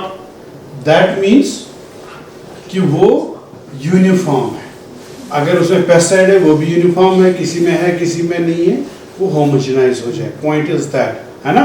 तो हर एक पहले तो देखेगा हाँ ये क्या करना है वो क्या करना है, बट अल्टीमेटली जब आप सब कुछ कर देते हो अंदर तो वो पूरा मिक्स हो जाएगा, दही भी हो जाएगा या ये है, तो it will be homogenized. Homogenization is important, that's why we go for the mixing before we use the chopper, है ना। सर थोड़ा सा कट कर देते हैं स्मॉल स्मॉल पीसेस में, फिर उसको मिक्स कर देते हैं, ईजी हो जाता, ठीक है ना। तो tend to collect the top of the vegetable, जो भी है इसने लिखा है यहाँ पे उसे क्या चीज़ें हो जाती है, but point is it should B homogenise sample, सब मिक्स होना चाहिए। एंड जो हम कलेक्टिव सैंपल लेंगे that should be composite representative sample. तो दिस इज सैंपल स्टोरेज। आपने क्या किया है, आपने एक बार सैंपल लिया है मार्केट से, तो इसको फ्रिज में हम 4 डिग्री पे रख सकते हैं, फ्रीजर में नहीं रखना, ठीक है। बेटर इज फ्रेश सैंपल को आप प्रोसेस कर लो, ठीक है। वंस आपने होमोजेनाइज किया तो माइनस जो आपका 10 डिग्री से ऊपर है ना, उसमें रखना चाहिए 1 के अराउंड, ठीक है। तो आफ्टर मिक्सिंग विद दिस, तो उसके बाद आपने क्या किया है कि जैसे कुछ सैंपल्स हैं कौन सा कहाँ पे हम स्टोरेज कर सकते हैं, जैसे ड्राई फीड है रूम टेम्परेचर पे आप रख सकते हैं, there is no issue. Fruit and vegetable है refrigerator normal, feed for this seal in packet and freeze it. Then feed है ना, fumigate analysis annual origin and related products जो है रेफ्रिजरेटर, ठीक है। नॉर्मली रेफ्रिजरेटर पे आप रखोगे तो ठीक है, only in case of this fumigant analysis. Fumigant होता है जो वोलेटाइल्स, उसको हमने डीप फ्रीज करना है। और स्टैंडर्ड्स क्या है पेस्टिसाइड्स के, है ना। प्रॉपर स्टोरेज स्टैंडर्ड्स हो गया। अब मैंने से फॉर एग्जांपल पैरास्टामोल, मेरे पास एक प्रोडक्ट है, मैंने उसको चेक करना है, मेरे पास कल्पॉल है। अब मेरे पास कल्पॉल है, मैंने कल्पॉल में देखना है इसमें होता क्या है उसमें पैरास्टामोल, तो मैंने देखना है मेरे पास कल्पॉल 500 है, 500 मिलीग्राम, तो मैंने देखना है इसमें 500 है या मुझे बेवकूफ़ बना रही कंपनी, ठीक है। तो कल्पॉल है, मैंने ले लिया, मैंने सैंपल को अच्छी तरह होमोजेनाइज किया, मेरे पास है। Now I have to compare this Calpol 500 with the paracetamol, that is called standard. तो स्टैंडर्ड जो होता है original form of that chemical, और you can say the pesticide, जब पेस्टिसाइड की बात करें ओरिजिनल मीन्स वो 99.99% प्योर होते हैं, उसको ISO सर्टिफिकेट साथ होती है, जब खरीदते हो बहुत महंगा होता है। तो मीन्स अगर मेरे पास 100% सैंपल है, 99.99% सैंपल ओरिजिनल है, स्टैंडर्ड है और रेफरेंस केमिकल है, तो 500 mg मैंने उसमें से बनाना है, तो मुझे कितना लेना पड़ेगा, थोड़ा सा लेना पड़ेगा, बाकी उसमें फिलर होता है, ठीक है ना। तो वो हमें नहीं, अब हमने उसको टेस्ट करना है तो हमारे पास होना चाहिए। तो वो जो है वो जिस कंपनी से हम लेते हैं, जो मैन्युफैक्चर करते हैं, उनकी भी NABL सर्टिफिकेशन होनी चाहिए कि इट इज़ 99.99% प्योर। अदरवाइज आपको कैसे पता लगेगा, है ना। से फॉर एग्जांपल मेरे पास 50% प्योर सैंपल है, अब वो मुझे दिखाएगा कि इसमें 500 mg है, इट मीन्स इसमें 250 mg है, क्योंकि वो प्योर 50% ही है ना, ठीक है। तो otherwise you have to compare with that 50। तो जब 100% के साथ आप कंपेयर करेंगे पीक ये कहाँ जाता है, तो आप कोरिलेट करते हो कि इसमें कितना परसेंट है। सेम इज देयर, जब हम मैक्रोजिब को टेस्ट करेंगे तो मैक्रोजिब में हमारा कितना है 75 WP, मीन्स इट इज 75%, है ना उसमें। तो जब हम 100% के पास केयर करेंगे तो वो 75 लेवल तक आना चाहिए, ठीक है। कर्व ही तो दिखाता है, बाकी तो कुछ नहीं दिखाता। सो दैट्स व्हाई, बट उन स्टैंडर्ड्स को खरीदना इज इम्पोर्टेंट, है ना। सिग्मा से जैसे हम खरीदते तो we know Sigma is the main source of the chemicals, है ना। देन उनके पास ISO भी है, वो सर्टिफाई कर देते हैं, वो टेस्ट करते हैं। आप कहीं पे भी वर्ल्ड में चेक करो वो वही होगा, 99.99% ही होगा प्योर।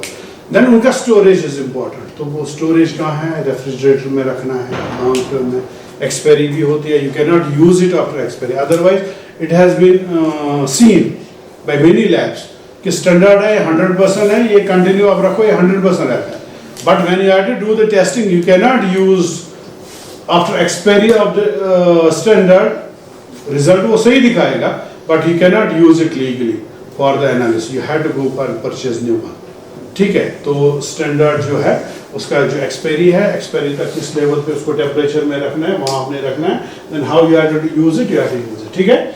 देन सॉल्वेंट्स जो भी है वो हमने यूज़ करने हैं, यहाँ पे दिया हुआ है हेक्सेन है, मिथेनॉल है ना, एस्टोनाइट्राइल है, जो भी है depending upon the machine, chemicals और आपका मेथड, तो आप कोई भी एक्सट्रैक्ट यूज़ कर सकते हैं depending upon the standardized methods. Then these are some stocks कैसे बनाने हैं, है ना, 400 माइक्रोग्राम पर ml यानी 400 ppm वगैरह, आई will not go in detail, आप लोगों को पढ़ाते हैं सभी स्टॉक कैसे बनाना है ना। तो N1V1 = V2 वाली फार्मूला लगेगी, और जो मॉलिक्यूलर वेट वाली है कितना है, कितने ml में डालेंगे, कितना नॉर्मल बनेगा, है ना। तो वही वाला ये प्रोसीजर है, ये जस्ट इसमें मैंने रखा था। Vegetables are covered under the category 1, है ना, जो extraction of the vegetables and fruits है ना, तो इसमें अलग अलग जो कैटेगरीज है, तो ये category 1 and sorry this group, ये जो है आपका वेजिटेबल्स है 1 में आते हैं, है ना, ग्रुप 2 एंड 3 और मिल्क एंड सीरियल, है ना, लाइक दैट वेजिटेबल फ्रूट 1 में आते हैं। तो उसमें सैंपल एक्सट्रैक्शन मेथड जो है ये जस्ट थोड़ा सा दिया है ना, जो ज़रूरी नहीं है कि आपको कहीं पे भी मिल जाएंगे। तो इसमें कैसे हम सैंपल एक्सट्रैक्ट करते हैं, जस्ट इसको देखिए, क्यूचर मेथड जो आप यूज़ करते हैं, किया है आप लोगों ने, किया ना, क्या करते हैं उसमें, क्यूचर सबसे सस्ता और इजी है ना। मार्जिनाइजिंग द वेजिटेबल मींस आपने मिक्सअप करना है, transfer to the centrifuge, add the solvent, shake, add extract salt, shake and then transfer to ml, है ना। आफ्टर 2 मिनट्स, फॉर 2 मिनट्स आप इसमें शेक कर लो एंड देन आपकी लेयर जाएगी, जो आपका ऊपर वाला निकालना है, वहाँ के रेजिड्यू फेंकना है, उसमें से 1 ml लेना है, जो मैं बोल रहा था। Ultimately you take 1 ml sample, है ना। देन कंटिन्यू है, add, shake again, transfer, collect the supernate again, है ना, ट्रांसफर द सैंपल वाइल, यहाँ पे आपके 1 ml में, या आपका फाइनल इतना ही आ जाता है ना, प्रैक्टिकल इतना ही करना है। तो बट जो मेथड है, लाना, mixing, preservation, then storage, everything you have to take care, because ultimately क्योंकि आपका सर्टिफिकेशन का वैल्यू है, सर्टिफिकेट का वैल्यू उस चीज़ पे है जो आप each and every step follow करोगे, राइट फ्रॉम द प्लानिंग, है ना। तो वो आपने करना है। Then this is just solid phase extraction कैसे करते हैं, ये तो जस्ट फिल्टर लगे रहते हैं, ये तो उतना इशू नहीं है, वहाँ से उठाया फिल्टर में डाल दिया, जो नीचे आ गया वो सॉलिड आ गया, बाकी निकल गया बाहर, है ना। तो ultimately then you will go for the pesticide better reproducibility, क्योंकि प्यूरिफिकेशन इज इम्पॉर्टेंट, ताकि आपका जो प्यूरिफाइड प्रोडक्ट होगा, अगर फिर प्रोड्यूसिबिलिटी मीन्स व्हाट, अगर आज आपने किया, आप दूसरे दिन करो, तीसरे दिन, 5वें दिन दूसरी लैब भेजो, result should be same. Then multi residue method है ना, for determination of chlorinated pesticides. तो थोड़ा सा इसमें है, अगर क्लोरिनेटेड पेस्टिसाइड्स है, नॉन पोलर जो होते हैं, तो उसमें क्या करना होता है, आपने कॉलम वाला थोड़ा सा ये देखना है ना। तो बाकी हीलियम गैस यूज होता है, प्रेशर होता है, ये जस्ट मशीन का दिया हुआ है ना।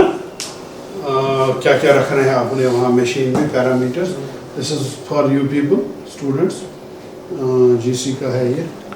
Then ultimately you will get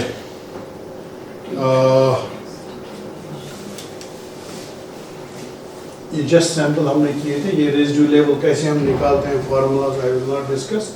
then just कुछ एग्जांपल्स हमने दिए हैं, ये हम वहाँ के टेस्ट थे, जो हमारे वैल्यूज आके रेजिड्यू वाला इनका है ना, पीक्स जब हम देखेंगे, तो this is just clean up versus non clean up method. मैंने 2 मेथड आपको बोले थे ना, तो how output of the results will matter. अगर आप इसमें देखेंगे, स्पेक्ट्रल आइडेंटिफिकेशन में आप देखेंगे, ऊपर वाला है ना, तो क्लीन अप मेथड और नॉन क्लीन अप, तो रिजल्ट्स में जो है क्लियरिटी आ जाती है clean up method.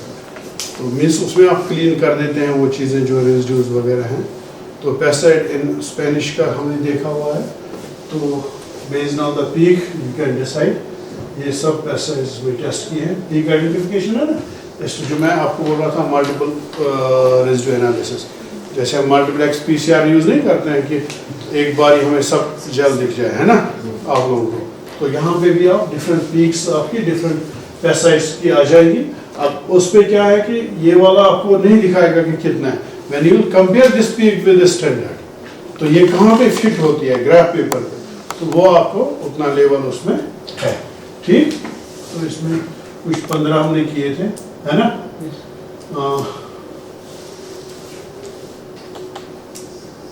From the cancer emergencies. Thank you, and अगर कुछ पूछना है तो पूछ सकते हो। Thank you. Thank you, sir. Any question? So do we need these tests for garlic also, because that usually doesn't is not contaminated, we can say, garlic. If you want to export देखिए मैंने आपको बोला contaminated आप नहीं बोल सकते। Garlic contaminated क्यों नहीं होता है? तो मिट्टी में कंटामिनेंट्स कहाँ होते हैं? हैवी मेटल्स कहाँ होते हैं, है ना? पेस्टिसाइड्स कहाँ होते हैं, सॉरी पेस्ट्स कहाँ होते हैं? जैसे अगर हम देखेंगे टर्माइट्स की बात करो, है ना, इंसेक्ट्स की बात करो, हाँ, आप से फॉर एग्जांपल फंजे की बात करो, फंगस मिट्टी पे ही होती है। कंटामिनेटेड मीन्स जो भी इसके साथ कंटामिनेशन है। अब मैं आपको एग्जांपल बताऊंगा, चिली है, चिली में बीमारी होती है ना, anthracnose. Anthracnose is not a problem, लेकिन जो उसे टॉक्सिन प्रोड्यूस होता है ना, दैट्स अ प्रॉब्लम, है ना? ठीक है, अफ्लाटॉक्सिन का नाम सुना आपने? एक टॉक्सिन है, because that's a major problem in chilli कि आप एक्सपोर्ट नहीं कर पाते बिकॉज उसमें अफ्लाटॉक्सिन, बिकॉज फंगस में डिजीज करता है। Disease is not a problem, लेकिन जो फंगस और टॉक्सिन प्रोड्यूस करता है जो उसमें होता है, that's a problem. So that's why even if your produce is not contaminated और रेजिड्यू है, टेस्ट करना जरूरी है। आपके पास सर्टिफिकेट तो होनी चाहिए, दिखाना है ना। दिखाओगे किस चीज पे, है ना? दिखाओगे जब आपके पास डेटा है, तो इसलिए टेस्ट करना ही करना है। It is not too much costly for exporters. There is clear cut guidelines. अगर आप करेंगे ना थोड़ा चेक, जो एक्सपोर्टर है उसके लिए सस्ता है, एवं फार्मर से भी सस्ता है सैंपल। ठीक है, रिप्रेजेंटेटिव सैंपल्स करने और ना कि कहीं कंट्री में आपने इतना कैरेज वगैरह सब कंसाइनमेंट पहुंचा के प्रॉब्लम आ रही है, it is better to first see आगे चलेगा कि नहीं चलेगा, है ना? Say I will quote one more example here, कम बहुत छोटी सी एग्जांपल। मैं मकान बना रहा हूँ, मैंने, अब हम प्रेफर करते हैं देवदार लगाना, करते हैं ना, जस्ट नॉर्मल। अब मेरे पास देवदार की कुछ लकड़ी है, बट मुझे पता इधर, है ना, मुझे पता ये अच्छी नहीं है। Can I take risk? मैं लगाऊंगा फिर देखेंगे क्या होगा? No, I have to test it. If it is okay then I will proceed, if it is not okay I will reject it here.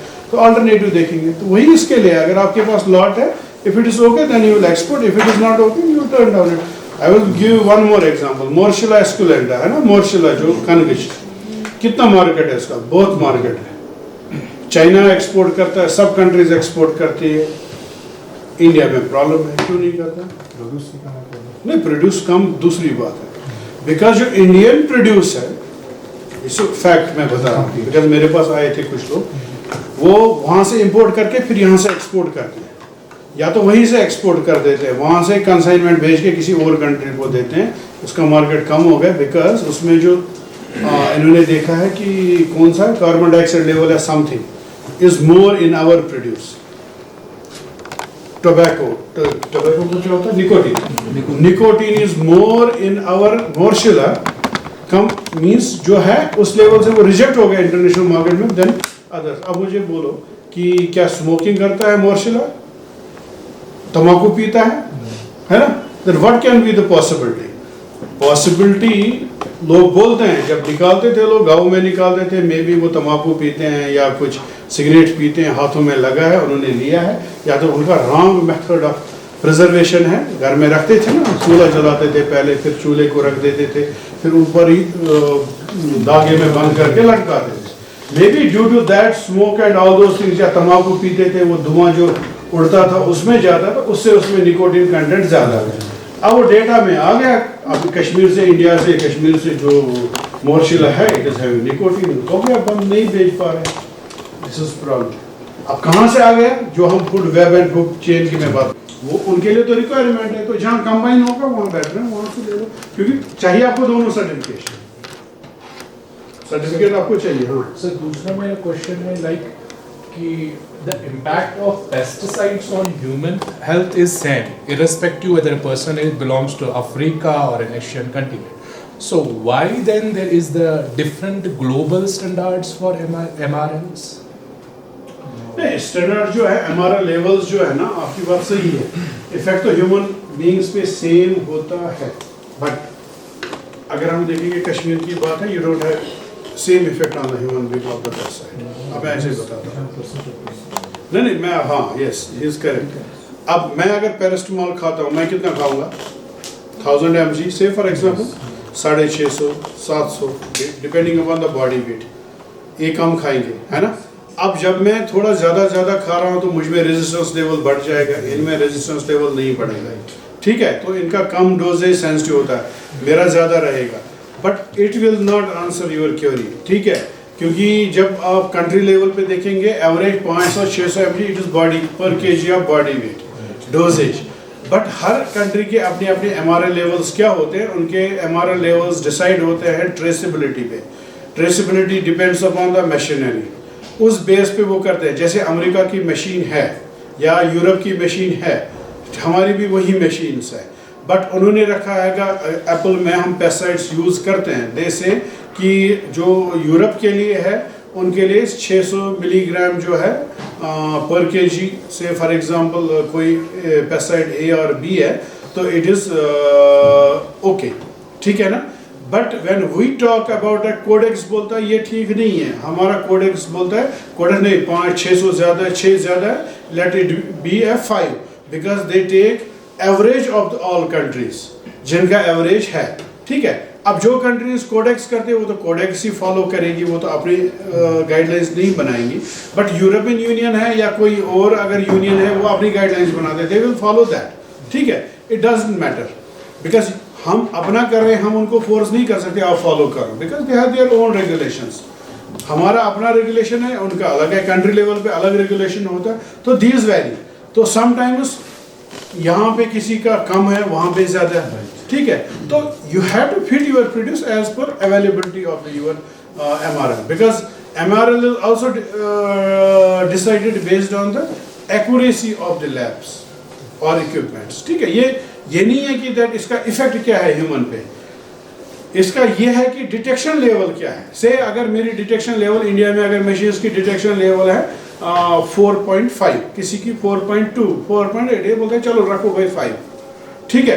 5 तो हायर लेवल है ना, अब उनकी डिटेक्शन लेवल में भी लो हो, है ना। तो based on that they guidelines are made based on that, ठीक है। But normally most of the countries जो है कोडेक्स का ही गाइडलाइन जो फॉलो करती है, मोस्ट ऑफ द कंट्रीज। तो थोड़ा सा यूरोप का स्ट्रिक्ट है, वो थोड़ा सा अपना डिफरेंट रख देते हैं, US एंड दिस, तो वो थोड़ा सा उनका थोड़ा स्ट्रिक्टनेस है। But sir, after testing, if we find कि residue levels are more than the permissible levels, then what next? Next is that अगर परमिस देखो डोमेस्टिक मार्केट में भी रिस्ट्रिक्शंस है नहीं, you can sell your products in domestic market, there is no issue right now, may be in future होगा।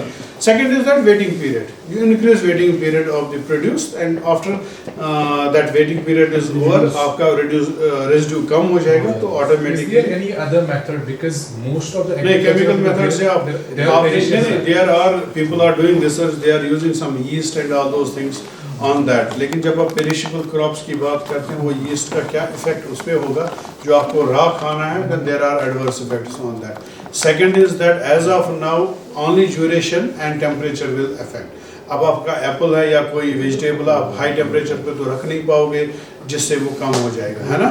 तो the point is only that such products को अगर आप वैल्यू एडिशन करेंगे, पोस्ट हार्वेस्ट टेक्नोलॉजी यूज़ करके आपको product में convert करेंगे तो आपकी उसकी शेल्फ लाइफ जो है इंक्रीज हो जाए, दैट्स वन दिस। क्योंकि आपका जब पोस्ट हार्वेस्ट वैल्यू एडिशन में जो प्रोसेसिंग करेंगे तो उसका टेम्परेचर ऑब्वियसली उस वक्त आपका जब आपने स्टरलाइजेशन वगैरह करनी है पैकिंग के बाद तो उसका टेम्परेचर थोड़ा रेज होगा, उससे मे भी चांस है कि कम हो जाए, but otherwise you have to wait till residue is over, ठीक है। जो ड्यूरेशन टाइम है ना from waiting period. Second is key awareness from the beginning, जो मैंने बोला कि जिसका वेटिंग पीरियड ज़्यादा है उसको पहले यूज़ करो और अवॉइड यूजिंग दैट केमिकल, तो वो बेस्ट सूरत वही है, ठीक है।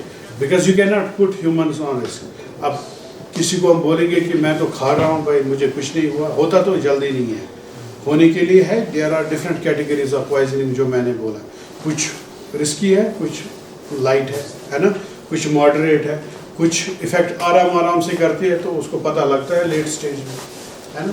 तो there are many factors for that. Better is to use जो कैटेगरी ऑफ द पेस्टिसाइड है, उनका वेटिंग पीरियड क्या है, उस हिसाब से आप यूज़ करो, तो that's best. Thank you. Thank you very much. Thank you, sir. I think it was a good lecture because I didn't attend and you have a better feedback. So you enjoyed it, I hope. And I think interaction was less because he has taken a good amount of time. In between interaction बीच में चलती रही. So that's fine.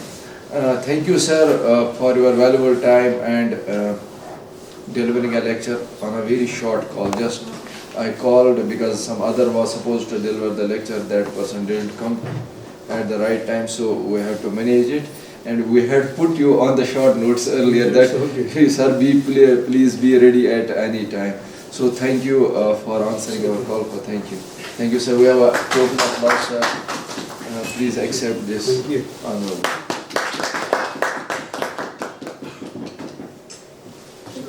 Very much.